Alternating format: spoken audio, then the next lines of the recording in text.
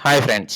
Bharat, Turkey 2 వేర్వేరు దేశాలు. వాటి సంస్కృతులు వేర్వేరు, చరిత్ర వేర్వేరు. కానీ ఈ మధ్య ఈ 2 దేశాల మధ్య ఏదో తేడా కొడుతుంది. ఒకరి మీద ఒకరికి అగ్గి మీద గుగ్గిలంలా ఉన్నారు. అసలు ఎందుకు ఈ గొడవలు? ఏం జరిగింది? మనోళ్ళకి టర్కీ మీద ఎందుకింత కోపం? టర్కీ వాళ్ళకి మనోళ్ళ మీద ఏమైనా ఉందా? మొత్తం కథ తెలుసుకుంటే కానీ మనకొక క్లారిటీ రాదు. ఈ కథ ఇప్పుడే మొదలైంది కాదు. కొన్నేళ్లుగా మెల్లమెల్లగా రాజంటుకుంటుంది. టర్కీ అధ్యక్షుడు ఎర్డోగాన్ ఉన్నాడే, ఆయనకు పాకిస్తాన్ అంటే మహాప్రేమ. కాశ్మీర్ విషయంలో కూడా పాకిస్తాన్‌కి సపోర్ట్ చేస్తున్నాడు. మన దేశంలో ఏం జరిగినా ఏదో ఒక కామెంట్ చేస్తూ మనల్ని కెలుకుతున్నాడు. ఇది మనోళ్ళకి అస్సలు నచ్చట్లేదు. మన అంతర్గత విషయాల్లో వేలు పెడితే ఊరుకుంటామా? టర్కీ ఎప్పుడు పాకిస్తాన్‌కు వెన్నుదన్నుగా ఉంటుంది. అంతర్జాతీయ వేదికల మీద కూడా కాశ్మీర్ గురించి మాట్లాడినప్పుడల్లా పాకిస్తాన్‌కే వత్తాసు పలుకుతుంది. ఇది మన దేశానికి ఆగ్రహం తెప్పిస్తుంది. ఒక దేశ సార్వభౌమాధికారాన్ని ప్రశ్నిస్తే ఎవరికైనా కోపం వస్తుంది కదా! మనం కూడా ఊరుకునేది లేదు. టర్కీ చేసే ప్రతి పనికి గట్టిగా బదులిస్తున్నాం. వాళ్ళకి మనతో పెట్టుకుంటే ఏమవుతుందో చూపిస్తున్నాం. 1. ఆర్థికంగా దెబ్బ. టర్కీ నుంచి దిగుమతులు తగ్గించేశాం. ముఖ్యంగా వాళ్ళ యాపిల్స్, పాలరాయి వంటి వాటిని కొనడం బాగా తగ్గించేశాం. దీనివల్ల వాళ్ళకి బాగా నష్టం వాటిల్లుతుంది. టూరిజంపై ప్రభావం. మన దేశం నుంచి టర్కీ వెళ్లే టూరిస్టుల సంఖ్య బాగా పడిపోయింది. బాయ్కాట్ టర్కీ అంటూ సోషల్ మీడియాలో పెద్ద ఉద్యమమే నడుస్తుంది. దీనివల్ల వాళ్ళ టూరిజం ఇండస్ట్రీకి భారీ దెబ్బ తగిలింది.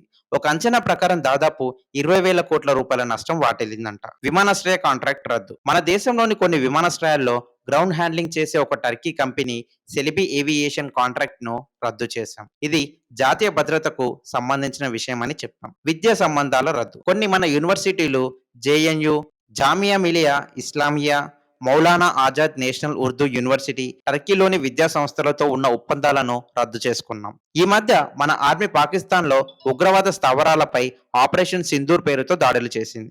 దీనికి టర్కీ, అజర్బైజాన్ దేశాలు పాకిస్తాన్‌కు మద్దతు తెలిపాయి. అంతే సంగతులు. మనలు ఒక్కసారిగా బగ్గుమన్నారు. పాకిస్తాన్ టర్కీ తయారు చేసిన డ్రోన్లను మన సైనిక స్థావరాలపై దాడి చేయటానికి ప్రయత్నించిందని తెలిసింది. కానీ మన ఎయిర్ డిఫెన్స్ సిస్టమ్ వాళ్ళ ప్రయత్నాన్ని తిప్పికొట్టింది. అయినా వాళ్ళు చేస్తున్న పనులు మనోళ్ళకి మంట పుట్టిస్తున్నాయి. గతంలో మనకు టర్కీతో మంచి వ్యాపార సంబంధాలు ఉండేవి. 2023-24లో మన మధ్య దాదాపు $10.43 బిలియన్ వ్యాపారం జరిగింది. మనం టర్కీకి ఎక్కువగా ఖనిజ నూనెలు, విద్యుత్ పరికరాలు, ఆటో పార్ట్స్, రసాయనాలు, మందులు వంటివి ఎగుమతి చేసేవాళ్ళం. వాళ్ళ నుంచి పాలరాయి, యాపిల్స్, బంగారం, ఖనిజ నూనెలు దిగుమతి చేసుకునేవాళ్ళు. కానీ ఇప్పుడు పరిస్థితులు మారాయి. మన దిగుమతులు బాగా తగ్గిపోయాయి. సామాన్య ప్రజలు కూడా టర్కీ మీద తమ ఆగ్రహాన్ని వ్యక్తం చేస్తున్నారు. సోషల్ మీడియాలో టర్కీ ఉత్పత్తులను, టూరిజాన్ని బహిష్కరించాలంటూ పెద్ద ఎత్తున ప్రచారం చేస్తున్నారు. వ్యాపారాలు కూడా టర్కీతో వ్యాపార సంబంధాలు వద్దంటున్నారు. ఇప్పుడిప్పుడే ఈ గొడవలు సద్దుమణిగేలా లేవు. టర్కీ తన వైఖరి మార్చుకోకపోతే మన సంబంధాలు మరింత దిగజారే ప్రమాదం ఉంది. మనం కూడా టర్కీకి గట్టిగా బుద్ధి చెప్పడానికి అన్ని రకాలుగా సిద్ధంగా ఉన్నాం. చూద్దాం ముందు ముందు ఏం జరుగుతుందో. మొత్తానికి ఇది టర్కీకి మనోళ్ళకి మధ్య నడుస్తున్న కథ. రాజకీయంగా మొదలైన ఈ గొడవ ఇప్పుడు ఆర్థికంగా, సామాజికంగా కూడా ప్రభావం చూపిస్తుంది. ఇరు దేశాలు ఎప్పుడు శాంతియుతంగా సమస్యలను పరిష్కరించుకుంటాయో చూడాలి. అప్పటి వరకు మాత్రం ఈ వేడి ఇలాగే ఉంటుంది.